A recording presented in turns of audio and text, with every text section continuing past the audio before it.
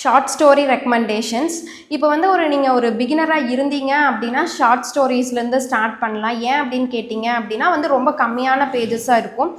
இப்போ ஒரு கதை வாசிச்சிட்டிங்க அப்படின்னா அடுத்தடுத்து வாசிக்கிறதுக்கு ரொம்பவே ஹெல்ப்ஃபுல்லாக இருக்கும். ஒரு புக்கில் அப்படின்னு பார்த்தோம்னா ஒரு 10 கதை மினிமம் இருக்கும், மேக்ஸிமம் 30 வரைக்கும் இருக்கலாம். ஸோ நீங்கள் ஒரு கதை வாசித்ததுக்கப்புறம் அடுத்தடுத்து வாசிக்கிறதுக்கு ரொம்பவே ஒரு க்யூரியாசிட்டி, இன்ட்ரெஸ்ட் எல்லாம் வரும். ஸோ பிகினராக இருந்தால் கண்டிப்பாக நீங்கள் ஷார்ட் ஸ்டோரியிலேருந்து ஸ்டார்ட் பண்ணுங்கள். நான் வாசித்ததில் எனக்கு பிடிச்ச ஒரு 10 புக்கு ரெக்கமெண்ட் பண்ணலான்ட்டு இருக்கேன். இது ஆர்டர் 10 to 1 அந்த மாதிரி ரேங்க் பண்ணலாம் அப்படின்ட்டு இருக்கேன். Welcome to my YouTube channel. நான் திவ்யா. இது வரைக்கும் நீங்கள் சேனலை சப்ஸ்கிரைப் பண்ணலன்னா சப்ஸ்கிரைப் பண்ணிவிட்டு வீடியோ பாருங்கள். 10th நான் சொல்கிற புக் வசந்தம் வரும் அப்படிங்கிற ஒரு புத்தகம். இது எழுதினவங்க பிரபஞ்சன் அவர்கள். பிரபஞ்சன் ஐயா அவர்கள் பற்றி சொல்லணும் அப்படின்னா தமிழ்நாடு அரசு, புதுச்சேரி அரசு என்ன அவரை சிறந்த எழுத்தாளர் அப்படிங்கிற மாதிரி கௌரவம் செலுத்தியிருக்காங்க. இந்த புக்கு வெளியிட்டது கவிதா பப்ளிகேஷன். ஸோ இதில் ஒரு 10 சிறுகதைகள் இருக்கும். குருதட்சணை, வாசனை, இப்ராஹிம் என்கின்ற வள்ளல் அப்படிங்கிற மாதிரி ஒரு 10 சிறுகதைகள் இருக்கும். ரொம்பவே யதார்த்தமான ஒரு மொழி நடையில் நம்மளை சுற்றியும் இருக்கிற ஒரு மனிதர்களை தான் குறிப்பிடுற மாதிரி இருக்கும். ஒவ்வொரு சிறுகதை அவரோடது வாசிக்கும் போதும் ரொம்ப கம்மியான கதாபாத்திரம், அழகான ஒரு எழுத்து நடை, எளிமையான வார்த்தைகளை வச்சு அவ்வளோ சூப்பராக உணர்வுகளை கையாண்டிருப்பார்.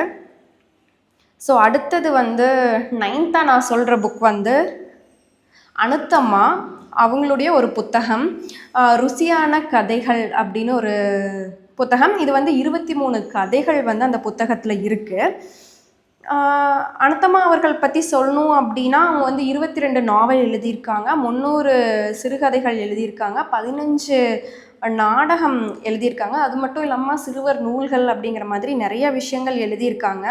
இவங்க எழுதின இந்த புத்தகத்தில் ஒரு கதை இருக்குது. 23 கதைகள் இருக்கும் அப்படின்னு சொன்னேன் இல்லையா. இந்த புத்தகத்தில் மாற்றாந்தாய் அப்படின்னு சொல்லி ஒரு கதை இருக்குது.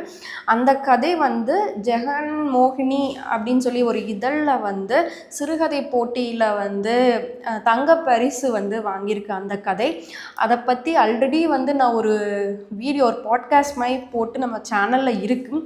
அந்த லிங்க்குமே நான் டிஸ்கிரிப்ஷனில் கொடுக்குறேன். நீங்கள் பார்க்கணுன்னு நினச்சிங்கன்னா கண்டிப்பாக அதை பாருங்கள். அவங்களுடைய எழுத்து ரொம்ப நல்லாயிருக்கும். அனுத்தம்மாவை பற்றி எனக்கு எப்படி தெரிய வந்துச்சு அப்படின்னா, நாயகி அப்படின்னு ஒரு ஷோ நடத்தினாங்க ஸ்ருதி டிவியில் 2025 விமன்ஸ் டே. அப்போ அனுத்தம்மா அவங்கள பற்றி பேசினாங்க. ராஜம் கிருஷ்ணன், கமலா விருத்தாச்சலம், இந்த மாதிரி நிறையா, குமுதினி, இந்த மாதிரி நிறைய எழுத்தாளர்கள் பற்றி பேசும்போது அனுத்தம்மாவை பற்றியுமே 2 பேர் பேசினாங்க. ஸோ எனக்கு ரொம்ப அவங்களுடைய புத்தகமெல்லாம் நம்ம வாசிக்கணும் அப்படின்னு சொல்லி நான் தேடி இந்த புக் நான் விஜயா பதிப்பகமில் வாங்கினேன். அங்கே போகும்போது ஒரு சில ஆத்தர்கள் புதுசாக நம்ம ட்ரை பண்ணணும், ஃபீமேல் ஆத்தர் அப்படின்னு சொல்லி போகும்போது அங்கே இந்த புக் அவங்களுடைய புக் ஏதாவது கிடைக்குமா அப்படின்னு சொல்லி நான் வாங்கின புத்தகம் அது. ஸோ ரொம்ப நல்லா இருந்துச்சு. அந்த புத்தகம் இப்போ எங்கிட்ட இல்லை, என்னோடய ஃப்ரெண்ட் ஒருத்தங்களுக்கு நான் கொடுத்துருக்கேன்.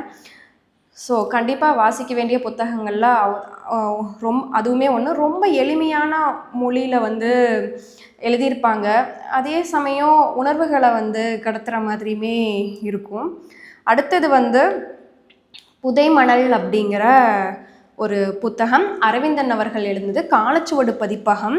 இதில் ஒரு 10 சிறுகதைகள் இருக்கும். ரொம்ப யதார்த்தமாக, அதாவது ஒரு மனுஷன் அவன் வாழ்க்கையில் எந்த பிரச்சனையும் இல்லாமல் போகிற வரைக்கும் லைஃப் ஸ்மூத்தாக இருக்கிற மாதிரி இருக்கும். ஏதாவது கொஞ்சம் யூஸ்வலாக நடக்கிறத விட மாறி நடந்து எதிர்மறையாக நடந்துச்சு அப்படின்னா நம்ம ரொம்ப திணறுவோம் இல்லையா. அந்த மாதிரி சூழ்நிலையும் உணர்வுகளையுமே மையமாக வச்சு அவர் ஒவ்வொரு கதைகளையுமே எழுதியிருப்பார். ரொம்ப நல்லா இருந்துச்சு. ஒவ்வொரு கதையுமே வித்தியாசமாகவும் இருந்துச்சு. இதுக்கு முன்னுரை எஸ்ரா அவர்கள் எழுதியிருந்தார்.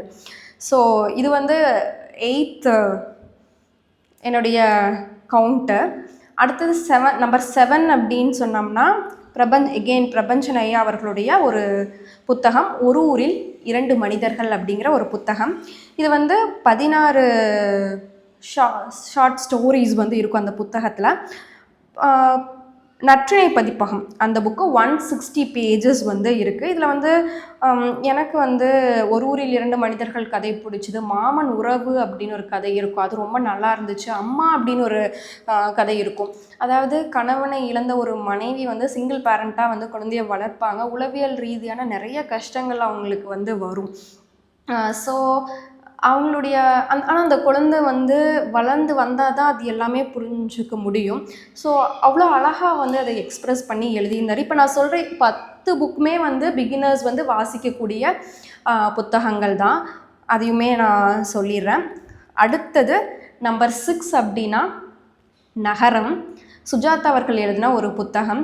இதுவும் ஒரு ஷார்ட் ஸ்டோரி கலெக்ஷன்ஸ் தான். 14 ஸ்டோரிஸ் வந்து இதில் இருக்கும். 156 பேஜஸ். இது வந்து நான் ஒரு 2 வருஷமாக தேடி கிடைக்காம வாங்கின ஒரு புத்தகம். இது வந்து இப்போ நிறையா இருக்குது. நான் தேடின டைமில் வந்து கிடைக்கல. கோயம்புத்தூர் புக் ஃபேரில் தேடி பார்த்தேன், அந்த புக் கிடைக்கல. அதே மாதிரி திருப்பூர் புக் ஃபேர்லேயும் கிடைக்கல. உயிர்மெயில் தேடி பார்த்தேன், கிழக்கு பதிப்பகமில் தேடி பார்த்தேன், திருமகள் நிலையம் எல்லாத்துலேயுமே வந்து சுஜாதா அவர்களுடைய புத்தகம் கிடைக்கும் அப்படின்னு சொல்லி தேடி பார்த்தேன், ஆனால் கிடைக்கல. அதுக்கப்புறம் இது எங்கே வாங்கினேன் அப்படின்னா விஜயா பதிப்பகமில் தான் மறுபடியும் இந்த புக் வந்து நான் வாங்கினேன். போகும்போது அங்கே கிடச்சிது, கோயம்புத்தூரில் வந்து வாங்கின புக்கு. ஸோ அதில் வந்து எனக்கு ரொம்ப பிடிச்சது ஃபஸ்ட்டு அந்த கதைக்காகவே இந்த புக் வந்து வாங்கினேன். அந்த கதை வந்து அதாவது ஒரு ரெக்கமெண்டேஷன்ஸ் இருந்தால் தான் வந்து ஒரு குழந்தைக்கு வந்து ட்ரீட்மெண்ட் பார்க்குற மாதிரி ஒரு சூழல் வரும். ஸோ நம்ம சமூகம் சார்ந்த ஒரு விழிப்புணர்வு ஏற்படுத்துகிற மாதிரி அழகாக வந்து சொல்லியிருப்பார். கண்டிப்பாக வந்து வாசிக்க வேண்டிய அந்த அந்த கதையை வந்து கண்டிப்பாக வாசிக்கணும். நீங்கள் எந்த கதை வாசிக்கிறீங்களோ இல்லையோ, இந்த பற்றி நான் ஒரு வீடியோ போடலாம் அப்படின்னு சொல்லி பிளான் பண்ணிகிட்ருக்கேன். ஸோ சொல்லுங்கள், வேணும்னா நான் ஒன்ஸ் ரீட் பண்ணிவிட்டு கூட அந்த கதை வந்து நான் சொல்கிறேன். அடுத்தது வந்து மனிதர்கள் மத்தியில் அப்படின்னு சொல்லி ஒரு சிறுகதை தொகுப்பு. இது எழுதினதுமே வந்து பிரபஞ்சன் ஐயா அவர்கள். அதாவது மனிதர்கள் மத்தியில் வாழ்கிறது அந்த தலைப்புலேயே இருக்குது. வாழ்கிறது எப்படி இருக்கும் அப்படின்னு சொல்லிட்டு சிலர் வந்து காரணத்துக்காக பழகுவாங்க, உண்மையாக பழகிறவங்களும் பழகுவாங்க, ஏதாவது அவங்க தேவைக்காக நம்மக்கிட்ட ஏதாவது ஒரு பொருளுக்காகவோ இல்லை பிடிச்சிருக்குன்னு பழகிறவங்க பழகுவாங்க. இந்த மாதிரி நிறைய மனுஷங்க இருப்பாங்க இல்லையா, அந்த மாதிரி ஒவ்வொரு மனுஷங்களை பற்றியுமே வந்து சொல்லியிருப்பாங்க. நிறைய ஒரு 5-6 கதைக்கு வந்து மனுஷங்களுடைய பேரையே வந்து டைட்டிலாக வச்சுருப்பார், அந்த கதையோட டைட்டிலாக.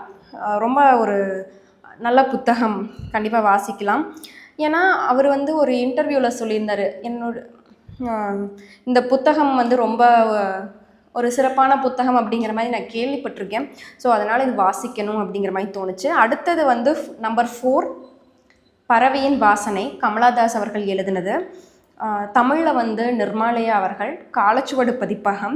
ஒரு ஆண் பெண் உறவில் உள்ள அந்த முரண்களை பற்றி வந்து அவ்வளோ அழகாக வந்து சொல்லியிருப்பாங்க. அங்கங்கே வந்து பர்சனல் டச் இருக்கும், அவங்களுடைய பர்சனல் லைஃப்பில் நடந்த விஷயங்களையுமே வந்து மையமாக வச்சு சொல்லியிருப்பாங்க. நம்பர் 3 அப்பாவின் வேஷ்டி, நற்றிணை பதிப்பகம். ரொம்ப அழகான சிறுகதைகள் வந்து அந்த புத்தகத்தில் இருக்கும். இதில் வந்து எனக்கு ரொம்ப பிடிச்சது அப்படின்னா அப்பாவின் வேஷ்டி அப்படிங்கிற ஒரு கதை பிடிக்கும். அப்பாவு கணக்கில் 35 ரூபாய் அப்படிங்கிற ஒரு கதையுமே எனக்கு ரொம்ப பிடிக்கும். இது வரைக்கும் வந்து நீங்கள் அந்த அப்பாவு கணக்கில் 35 ரூபாய் அப்படிங்கிற ஒரு கதையை பற்றி நான் ஆல்ரெடி ஒரு வீடியோ போட்டிருப்பேன், அந்த கதையை பேசி. ஸோ நீங்கள் கேட்கணும் அப்படின்னா அதை கூட கேட்கலாம். நான் வேணால் அந்த லிங்க் வேணால் டெஸ்கிரிப்ஷனில் ஆட் பண்ணணுன்னா சொல்லுங்கள், கண்டிப்பாக அதையுமே நான் ஆட் பண்ணுறேன். ரொம்ப நல்ல ஒரு புத்தகம். ஒரு அப்பா வந்து எவ்வளோ ஒரு மகன் ரசிக்கிறான் அப்படிங்கிறது வந்து சொல்லியிருப்பாங்க. ஏன் அப்படின்னா ஒரு பொண்ணுங்களாக இருந்தால் அம்மாவோட சாரீ வந்து வேணும் அப்படிங்கிற மாதிரி ஆசைப்படுவோம் இல்லையா.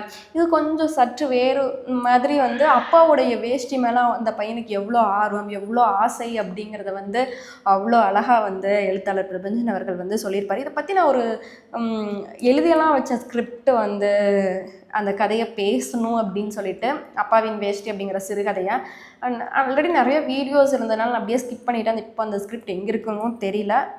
வேணும்னா சொல்லுங்கள், நான் வந்து ஒன்ஸ் ரீட் பண்ணிவிட்டு கூட அந்த கதையை நான் எக்ஸ்பிளைன் பண்ணுறேன். அடுத்தது வந்து நம்பர் 2 நிறைய பேர் எக்ஸ்பெக்ட் பண்ண ஒரு புத்தகம், அறம்.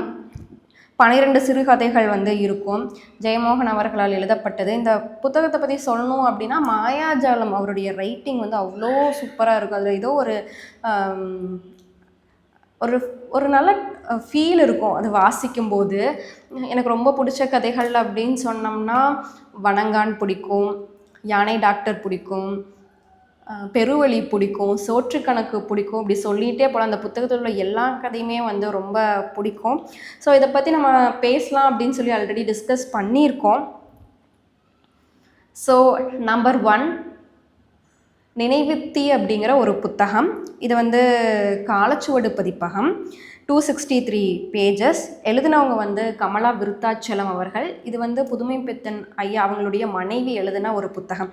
அவங்க வந்து கமலா விருத்தாச்சலம், கமலா புதுமை பித்தன் அந்த மாதிரி எழுதாமல் ஸ்ரீமதி எஸ் கமலாம்பாள் அப்படிங்கிற பேரில் தான் வந்து அவங்க இந்த கதை எழுதிட்டு வந்தாங்க. இந்த புத்தகத்தில் வந்து ஒரு 22 கதைகள் இருக்குது. ஃபஸ்ட்டு ஒரு 15 கதைகள் வந்து காசு மாலை அப்படிங்கிற ஒரு தொகுதியில் வந்த கதை. மீதி 7 வந்து அவங்க எழுதி ரேண்டமாக அதையெல்லாம் சேர்ந்து ஒரு புக்காக வந்து தொகுத்தது. இது வந்து போன வருஷம் நாயகி ஷோ அது முடிஞ்சதுக்கப்புறம் ஸ்ருதி டிவியில் சொன்னேன் இல்லையா, அதுக்கப்புறம் வந்து வெளியான ஒரு புத்தகம். ரொம்ப சூப்பரான புத்தகம். இதில் வந்து குழந்தை மீனாள் அப்படிங்கிற ஒரு கதை நல்லாயிருக்கும், அவளும் அவனும் நல்லாயிருக்கும். காசு மாலை அப்படிங்கிற கதை வந்து நல்லாயிருக்கும். இதை பற்றி இவங்களை பற்றி வந்து கமலா விருத்தாச்சலம் பற்றி தீபா மேம் வந்து பேசினாங்க. அதுக்கப்புறம் தான் வந்து இந்த புத்தகம் வாசிக்கணும் அப்படின்னு சொல்லி தோணுச்சு. முதலை சட்டை அப்படின்னு சொல்கிறது ரொம்ப சூப்பராக இருக்கும். சந்தேகம், பாசக்கயிறு எல்லாமே நல்லாயிருக்கும். இதை பற்றி ஆல்ரெடி ஒரு வீடியோ போட்டிருக்கேன், நீங்கள் செக் பண்ணி பாருங்கள். பார்க்கலாம் அப்படின்னா அந்த லிங்க் வேணாலும் நான் டெஸ்கிரிப்ஷனில் கொடுக்குறேன். ஸோ இந்த புக் எல்லாம் தான் வந்து என்னுடைய favourite short story collections. So இந்த வீடியோ பிடிச்சா லைக் பண்ணிக்கோங்க. இது வரைக்கும் வந்து சேனலை சப்ஸ்கிரைப் பண்ணலன்னா சப்ஸ்கிரைப் பண்ணிக்கோங்க. தேங்க்யூ.